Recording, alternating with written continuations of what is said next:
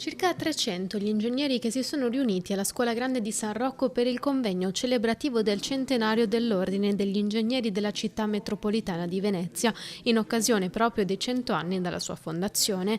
L'occasione anche per presentare il volume Il centenario dell'Ordine degli Ingegneri della Città Metropolitana di Venezia, che ripercorre un secolo di trasformazioni del territorio. Un libro che in sintesi parla del ruolo degli ingegneri dal 1926 al 2026, un centenario, ruolo nelle trasformazioni fisiche, sociali ed economiche della città metropolitana di Venezia, con l'obiettivo della modernizzazione e del progresso, perché questo è stato il compito degli ingegneri in questo centenario. Da Porto Marghera al Mose alla ricostruzione del dopoguerra, alle grandi infrastrutture urbane e ambientali. Mose, no, che è un'opera che pure ha suscitato, diciamo così, molto dibattito all'interno della città e non solo, ma è un'opera unica al mondo. Ci sono i cambiamenti climatici, bisogna pensare a un qualcosa di integrativo e di sostitutivo del Mose.